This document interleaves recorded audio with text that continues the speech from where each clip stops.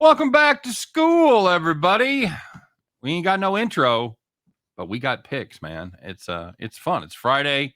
Getting ready to take a look at week 5 in college football. I'm your host, as always, Scott Steen, lead handicapper at winnersandwhiners.com. And I'm your co-host, Scott Reichel, senior handicapper over winnersandwhiners.com. Scott, once again, is being held hostage, making a hostage video right after this one. So he's looking off screen. You want me to use the cue card? You want me to use the cue cards? Okay, cool. I am being forced to take Vanderbilt against my will. Vanderbilt I am very happy to be here.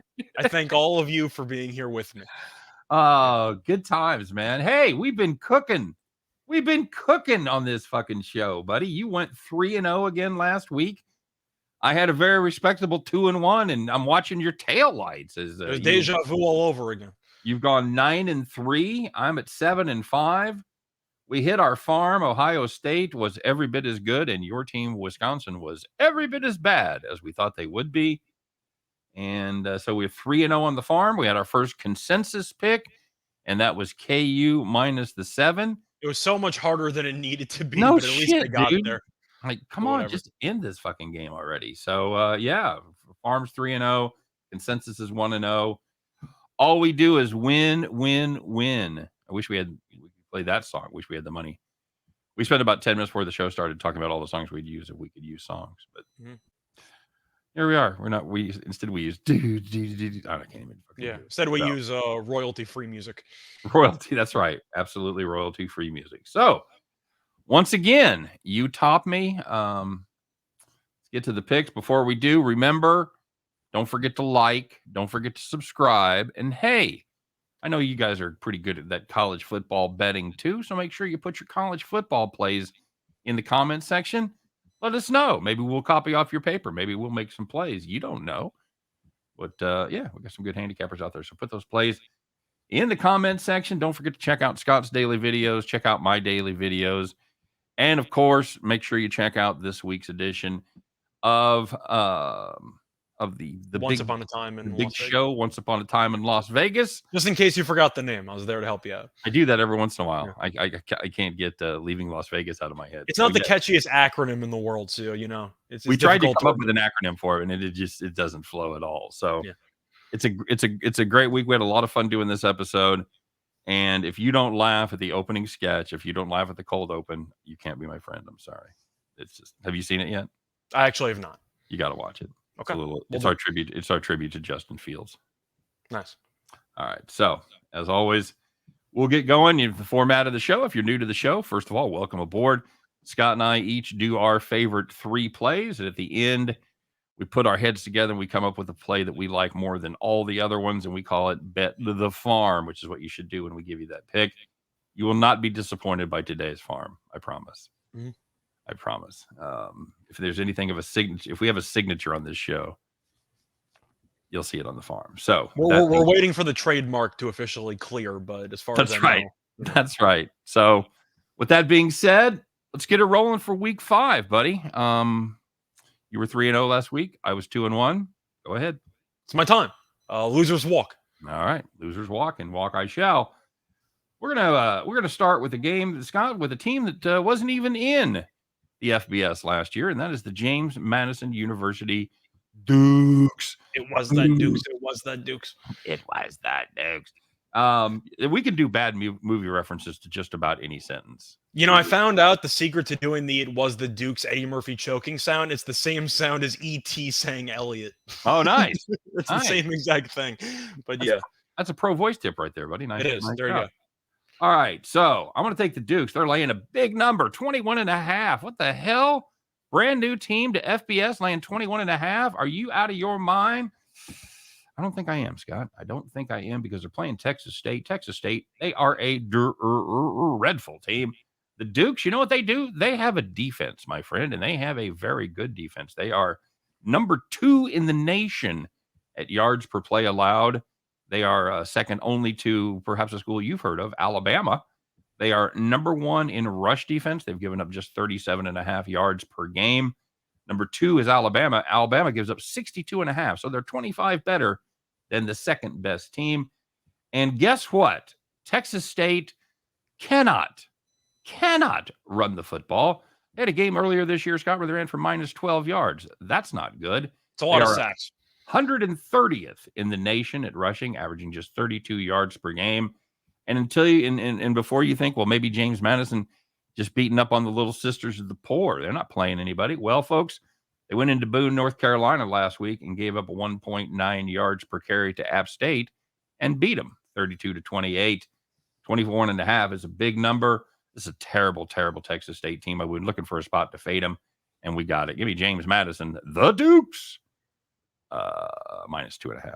You also just conveniently left out that James Madison's averaging like 49 points per game. You just completely forgot that part out offensively, too. That's right. Yeah, they're really good at offense as well. I'm a little bit sad when I see James Madison, the name, though, because I had a 3-pick moneyline parlay last week with James Madison as the first leg. Came back from 28-3 down in Boone to beat App State. I had Miami to beat Northwestern, and then I had Ball State to beat Georgia Southern, and Ball State was up in the fourth quarter. They blew it. It was $100 to win about 4,900, and I ended up losing on the final leg there, which was rough. But James Madison, I watched. Solid team. But hey, very good. Either way, that was a brief anecdote about a tearful story of how I was 1 pick away from about $5,000. But either way, Oh man, you should work in the poker room because you get to hear like bad beat stories all the time. It's nobody ever great. tells stories when they win because people like to join you in like a group therapy session with the losers. Yeah, you're looking for sympathy right there. Yeah. Either All way, right, what do you got? So for my first pick, I'm going to go with the total in this one, and it's going to be the MAC. And if you want to expect one thing in the MAC, it's points, especially in Kent State games. I know Kent State defensively has actually been decent this year, but I'm curious how much that's actually going to hold up against an offense that's pretty underrated because Ohio has, first of all, starting off with Ohio's defense, not good at all. Ohio has allowed at least 38 points in each of its first 4 games. It allowed 38 to FAU, 46 to Penn State, 43 to Iowa State. Iowa State is not a great offensive team. And then had a cupcake on the schedule. It had an FCS opponent by the name of Fordham, and it gave up 52 points last week to Fordham. They won the game. The game landed 111. But the point is, Ohio can't stop anybody. And Kent State, despite being good in terms of points per game and the level of competition, they are not good against the pass. Kent State is allowing 320.3 passing yards per game against FBS competition, which ranks tied for 120th in the nation. The problem is Ohio is on their 9th Rourke brother at quarterback, and he's actually been pretty good this season because he had 2 really good starts, not including Penn State and Iowa State, but against FAU and Fordham, 2 weaker defenses, he was solid, had 345 passing yards and 4 touchdowns against FAU, and 537 passing yards with 4 TDs against Fordham. So I do think Rourke should be able to pick apart this Kent State secondary. Ohio can't stop anybody. If you give up 52 to Fordham, you might give up 50 and change to Kent State alone in this game. And Kent State also still going no huddle, still doing all their crazy stuff. But Kent State's still a good offensive team. The numbers just look bad because of the strength of competition up to this point. But Ohio's defense and their ability to throw the ball, I got to take the over 65. I think Kent State might reach 50. So I'm going to take the over 65. All right. Very good. And I know you said you weren't in love with this week's card, right? I personally hated this week's card. It took me a while to actually come up with 3 plays. I don't know what you think of this one. The line actually dropped from like 68 to 65. I checked the injury report. I didn't see anything, and the weather looked fine. So I don't know why there was under money. The trends in the head-to-head favor the under, but Ohio switched coaches. So now they play a lot faster. I just think both offenses are good, and Ohio's defense is worthless. So I went with the over. All right. Very solid. I don't hate that. All right. Let's take a look at the ACC because they won't let me be. I'm going to take Wake Forest. I'm going to take a dog. Now, Scott, my dogs have not been good lately. I've had dogs. You try to get a cat. Dogs a couple weeks in a row. First, Toledo let me down, as they are wont to do. Now, I did have K-State last week plus 13. Love that play. I told you I laid that out. That's You the money one? I did not take the money line. I should have, obviously, but I sat here and spent 10 minutes telling you how much faith I had in K-State, and then just took them with the spread like a big pussy. But still got it. Yeah, I did. Now, the one that didn't work out for me was Rutgers +8. And you and I talked about that at the game time because they gave up what, Scott? There's 2 defensive touchdowns. 2 defensive touchdowns. Yeah, exactly right. So That's how the under died. Yeah, Iowa finally puts a decent number on the board, and it's only because of 2 defensive touchdowns. But anyway, so we're going to go with Wake Forest. I just don't think Florida State has seen a passing game like Hartman and Wake Forest have. Deacons don't really run the ball well. Doesn't really matter. They rushed for just 23 yards against Liberty. And guess what, Scott? Still won the game. Still won that game. Florida State, they're probably the highlight of their season so far has been the win against LSU, which was a fine win. But I just don't think the LSU Tigers have the passing ability that this Wake Forest team has. Wake Forest gave Clemson everything they wanted last week, Scott, as they should have won the game. Had it. Threw for 337 and ended up losing 51-45 in overtime. They haven't exactly been challenged either. They did beat Liberty, and they beat Vanderbilt by 20. So we thought after the first game of the season, you're like, oh, maybe Vanderbilt's pretty good. You're like, and then you like watch Hawaii, and you go, oh my God, no, Hawaii is historically bad. Mm-hmm. So I'm going with Wake Forest here, buddy. Give me the 6. Yeah, I definitely understand where you're coming from. I'm not sure what the weather is going to be in Florida State. You know, if there's any weather concerns. Should be okay. I think if that was something that I wanted to look at because the time for the weather to be a factor is going to be in the games like in the Carolinas, if I'm not mistaken. I was going to say, I think most of the storm, if not the entire storm, basically passed through Florida already. Yeah, it just made landfall in South Carolina. Like as we talk now, it's 2:45 Central. I think about it like an hour and a half ago, it just hit South Carolina. It's actually going to segue me into a point I wanted to make. It was another reason why I had a difficult time on the card. Any totals that was like slamming towards the under, I immediately became a meteorologist. Right. I had to account for so much weather because of the hurricane that it added another entire layer. Yep. So my advice to all of you betting at home, you should do it anyway, but especially when there's a hurricane at somewhere in the country, check the weather. Just do it. It takes 2 seconds. Just check the weather. Yeah, there's a good chance here in the fall, while the temperatures and look at the temperatures. If the temperatures are higher than normal, it's fall, it's almost October. If you've got 80s, if you got 80s in the Midwest, 80s in the Northeast, places that are, should be probably in the 60s right now, look at the wind because there's a good chance you've got a big fucking southerly breeze that's probably gusting to 20 plus. So most people mention weather for most people mention weather for the snow. Yeah. But you got to remember that even rain is good for unders. Mm-hmm. Even huge wind gusts are big. Yeah. Hurricane weather, it's worth monitoring. You've seen a lot of totals plummet. So instead of blindly buying back on the over, just make sure you actually check the weather report, which is why it took me so long to come up with 3 plays. I was triple checking the weather in basically every game I picked. One of the biggest single game plays I've made lately was the Browns Steelers last year. Who the hell was that? Last year or this year? Because this year's version kicked my ass. No, last year where the wind was blowing like 50 miles an hour. Was that the Bills Patriots Monday night game? No, that was another good one. That was where the Patriots threw the ball 4 times or some shit. Yeah, I think Mac Jones had like 1 completion. Maybe that was the game last year, and then the year before there was one in Cleveland that was the same. Browns played the Raiders with a bunch of snow and whatever, and that I had the first half under, and that was like 3-0 at the half. Yeah, I think that was the one where it was super windy. You know, because generally speaking, I don't give a shit about snow. Don't care much about rain. It's all about the fucking wind to me. Most people only care about what they can actually see, which is the rain or the snow. But I'm with you.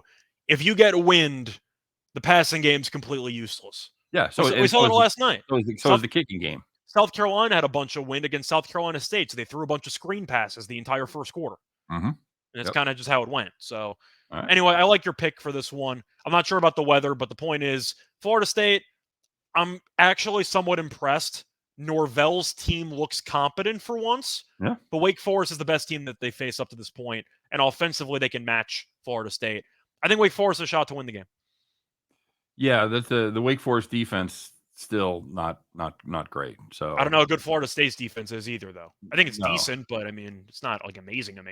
It is not. It is not at all. So we're going to find out. We'll know a lot more 48 hours from now. Yep. All right. What else you got? So this one, I think, is one of the boldest plays that I had, which told you how much I hated the card because I ended up going with this play. It's in the Michigan-Iowa game, and it's not going to be an angle that a lot of people have, but it's an angle that I like historically speaking. It's Michigan team total under 26.5 at -106 on FanDuel. I begged that I could get 27, and I could not get 27, so I was stuck at 26.5. But to Yeah. go through the numbers here, Iowa defensively has been incredible. I know the offense sucks. That's why I'm taking Michigan team total. I want nothing to do with Petrus. But Iowa has allowed less than 11 points in each of its first 4 games. And a crazy stat that I calculated myself. We know traveling to Kinnick is very, very difficult, and it's one of the best home field advantages in the entire country. Iowa has allowed less than 25 points in each of its last 21 home games. Number's 26.5. I get Michigan is averaging close to 50 a game. They played Colorado State, they played Hawaii, and they played UConn. Then they finally played a decent team in Maryland. Didn't really look good. They scored 34 points at 17 in the fourth quarter. Also got gifted a 10-yard touchdown drive in the first quarter. But Michigan offensively wasn't exactly great. I really like this Iowa defense. I think it's a phenomenal unit. And Michigan, I think their offense is inflated because of how really easy their schedule was to start out a conference. But Corum's great. Iowa's remarkable against the run. I think they'll do a good job of bottling up Corum.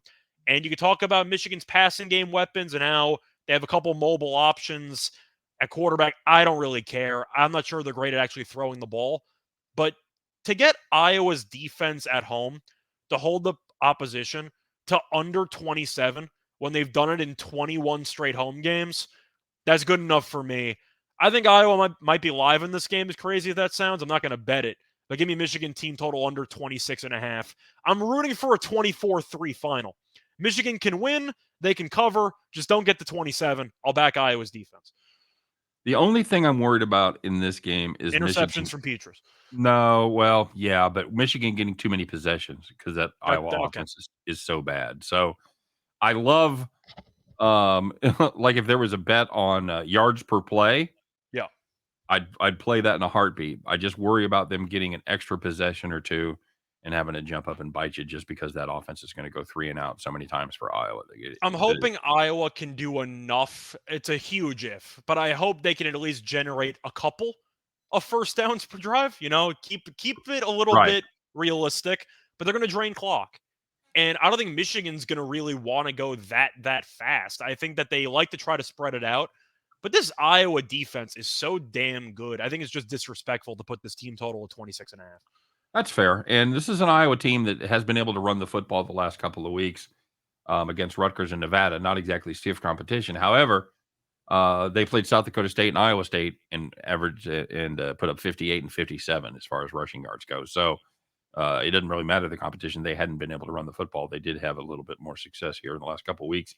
So you know the deal. And this is just like playing a regular under where the clock is your friend. You want to keep that running clock going. You don't want to see Petrus drop back.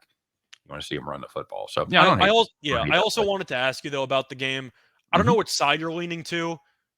I also like it because Michigan has already played 4 games, all at the Big House. They've yet to travel, and now their first road games in Kinnick. Mm-hmm. Do you think Michigan should be favored this many points? Because I feel like the public's blindly going to back them because Iowa's atrocious offensively. Yep. Am I wrong for liking the spot for Iowa? Because I really don't like Michigan playing their first road game in Kinnick while laying double digits. Yeah, that's not awful. I think the line's right. I think somewhere in the 10 neighborhood is where it should be. But I don't hate. Yeah, I didn't want anything to do with that game. Yeah.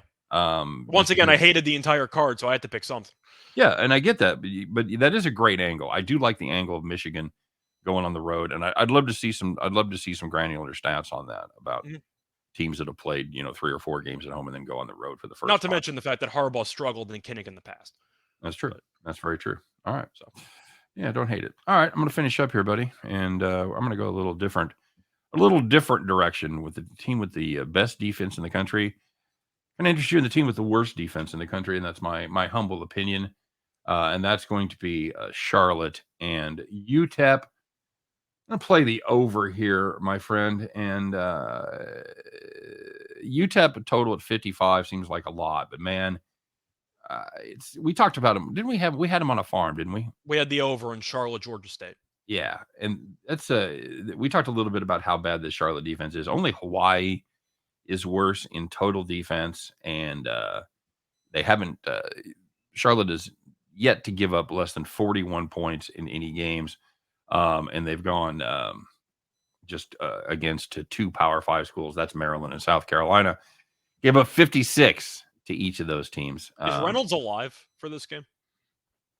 As far as I know. I know he got banged up last week, but I'm pretty sure he is playing. I checked the injury report. I don't know what you use for injuries. I use USA Today. They usually are pretty up to date on the injury news. I didn't see Reynolds listed. So if he's back, I got to like the over because offensively they're useless without him. But defensively, Charlotte's a train wreck. Yeah.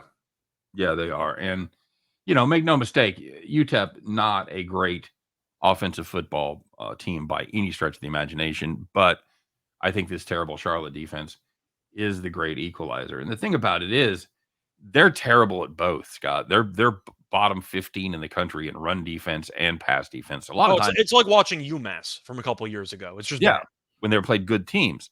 But you used to see teams like they'd be worst in the nation against the run, but they'd be, top 10 against the pass. And you're like, whoa, well, the pass defense is good. Well, no, nobody's fucking passing because they don't have to.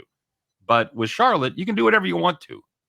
It's like pick a hole. It's the way it works. So, yeah, I've got UTEP Charlotte over 55. I think that's a good number. Probably not going to get many 55s with this Charlotte team. I'll take it. Well, I like the number 2. I thought about it, but as you said before, the Hurricanes headed to the Carolinas, so I wasn't sure if I wanted to bother with the weather. I don't know if you know what the weather report's going to be over there in Charlotte. No, and I wasn't even thinking about Charlotte possibly being in the path. I was thinking more the west. It might not be in the path, but the point is this was another variable that I had to consider when I was going through the entire card. Well, traffic and weather on the 9s here, Scott, so I'll have that report here in just a moment. Go ahead and give us your last play. So for this one, I'm going to go with a place that's very nice. It's a place I've never been to.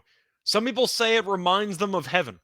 It's West Virginia, plus 10.5 at minus 130 on DraftKings. I will be honest, I cheated. I bought a point. I did. It was 9.5. I wanted 10.5. But Texas laying double digits, I didn't want to do. And there's a couple reasons why. First of all, West Virginia beat up on Virginia Tech last week. Congratulations. Wait, did you say you bought a point? Yeah, I bought a point. I did. I bought a point. Yeah, you can play that. It's fine. I really wanted the 10. I really wanted the 10. Okay. Yeah. I think it's okay if it's key numbers and they're not upcharging you. 10's a key number. They weren't charging you an extra 20 cents. It was just 10 they charge you 10 cents.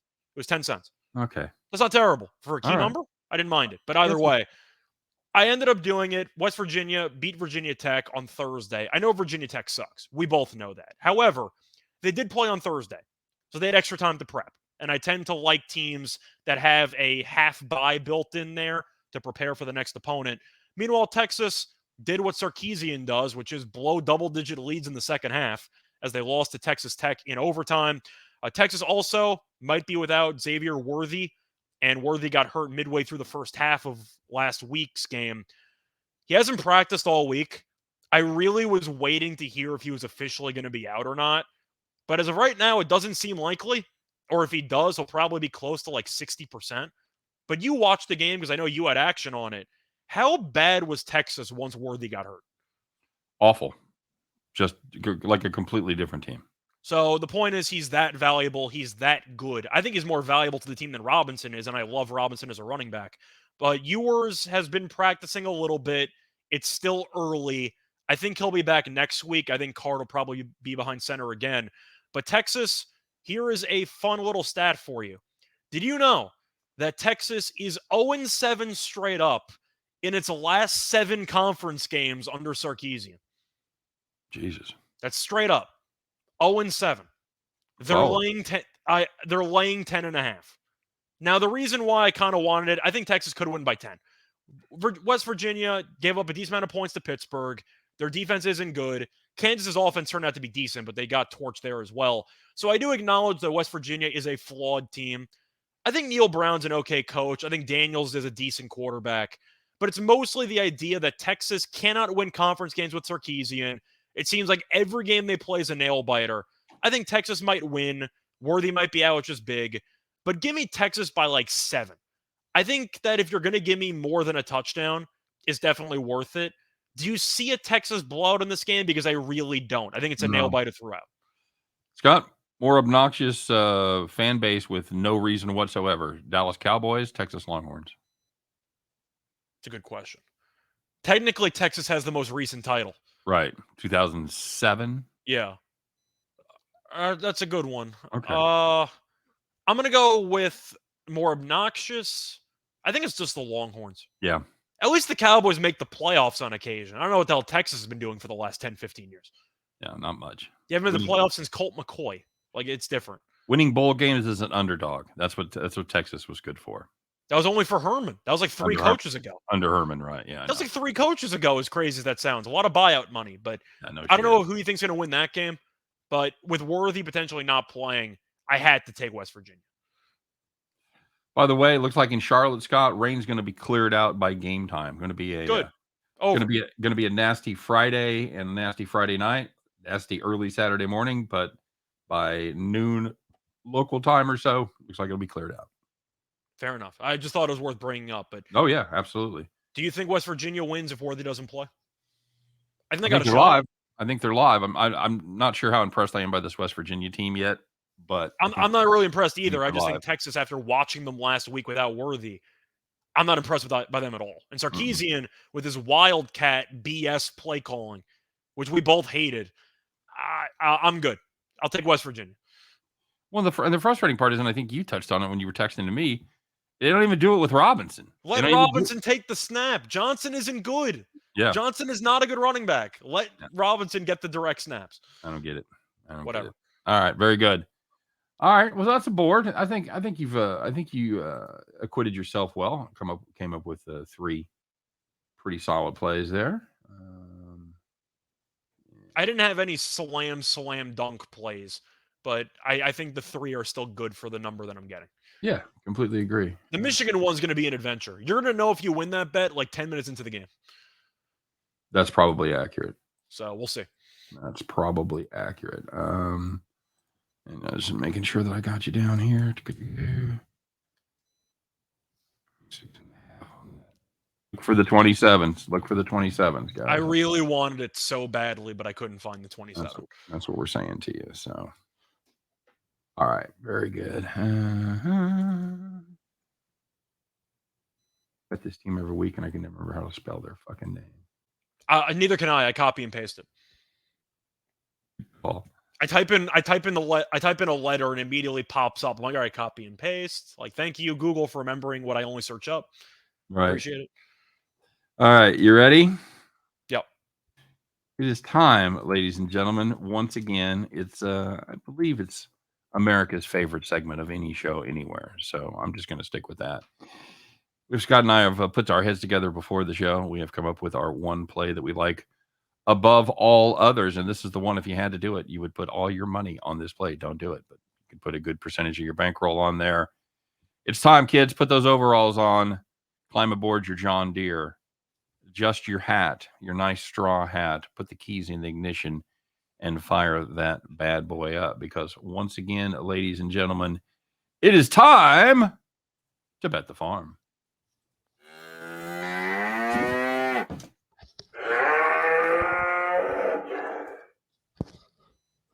Look at that. Smooth. It's like we were doing it every day, afternoon.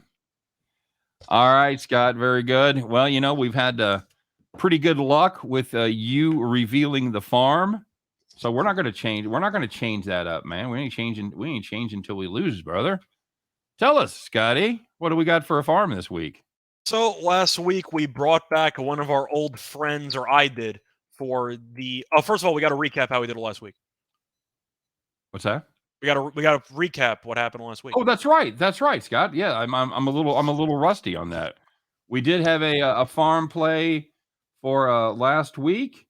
We had Ohio State minus 18.5 over Wisconsin. Scott, how'd we do? They were leading by 21 points about 8 minutes into the game. They won handily. Never in doubt. Cue the banjos.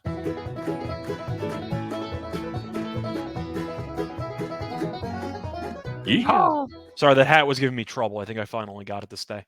No problem. Yeah. I totally forgot. I'm out of the rhythm, buddy. I'm out of the day. It's fine. That's why I got caught off guard. I thought you were asking me to recap, but you asked me for the play. That's why I was making sure we were in order. It was, you thought Wisconsin would be bad, and they were. Yeah. So either way, transitioning over now to the Bet the Farm pick. Yesterday, or last week, one of my picks involved fading all reliable. We went back to Presbyterian in the FCS. I took Davidson, and they dominated. They won that game by 30. We're going to go back to Presbyterian, but they're playing Morehead State, and Morehead is awful. But there is one play we do like in that game, and it's going to be the over. We're going to take the over 70 at -110 on WinBet. I know that 70 sounds disgusting nowadays, but let's just read off the defensive numbers for both teams, and you'll understand why. So Presbyterian has played 4 games this season, 3 games against FCS opponents, and 1 game against California Penal of Lynchburg. They played Virginia. I don't even know what are they, NIA? NAIA? That Kentucky, what is that? It's my God, when you click on that team, it doesn't even tell you what it is. No, I'm saying the point is it wasn't a D1. AYCH. Yeah. Well, that was for Morehead. I'm talking about Presbyterian. They played Lynchburg, which is also another whatever school. Yeah, that was the Virginia Lynchburg Dragons. Yeah, so whatever the hell wherever they're from, it's not FCS. I'll tell you that much. They played 3 FCS opponents. They gave up 63 to Austin Peay.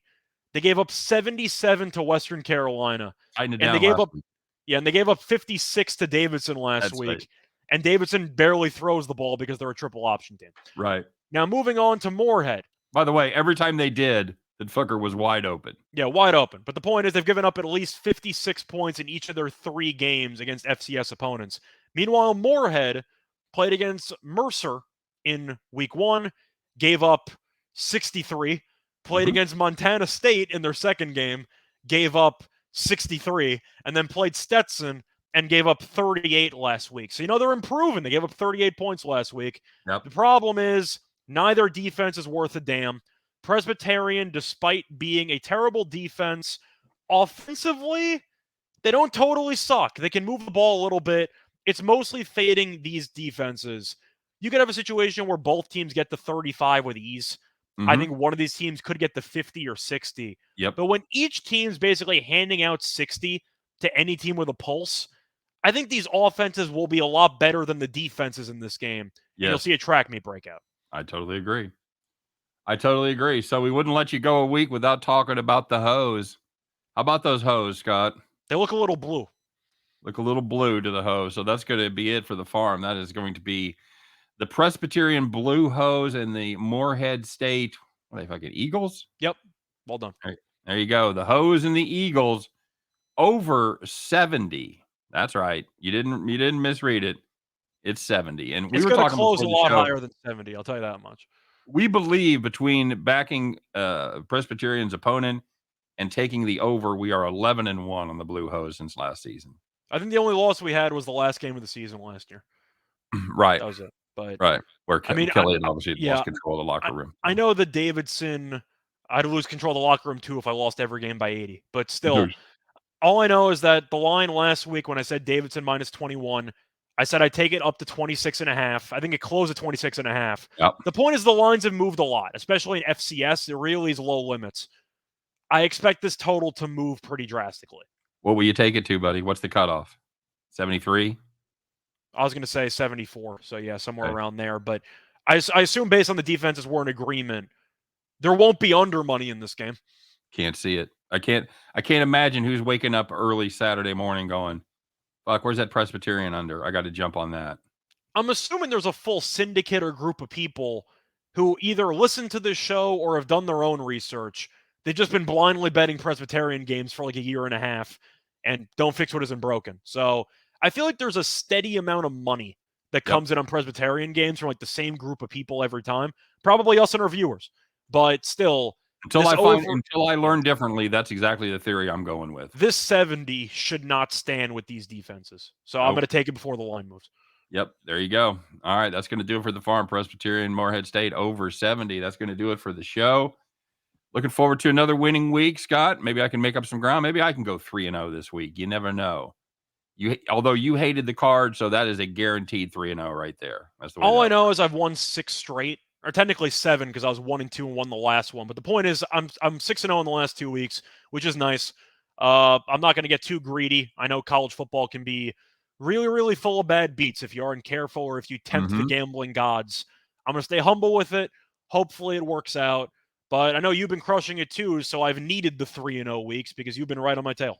That's right. That's the way it's working, and that's the way we root for each other. We don't root against each other. We root for the show, Scott. We only care about losers walk. That's really it. We root for each other every other aspect of it, you know? That's right. That's right. You texted it like midway through the second game. I did. When you knew you had the at least the statistical tie. You had the tie. Actually, no, I actually misread that. I texted you in the middle of the Rutgers game because I thought you had the under. I forgot you took Rutgers in the points instead. Well, they were so both I thought the game went over, and I said losers walk, and you're like, there's still time left. I'm like, what did you have? Oh, that's right, you had Rutgers. Like I realized I mixed that up, so that was my bad. Well, they were both equal quality bets, the under and Rutgers. So very good. All right, guys. As always, thanks for watching us. It's back to school. Head there with us, would you? And don't forget to like and subscribe. Share it on social media. Tell your friends. Look at that. You get a hat tip from each of us. What are you going to do? All right, you guys have a great week. Scott, good luck to you. You too. Good luck to all you viewers out there. And we'll be back to do it again next Friday as Scott and I both head back to school. See you.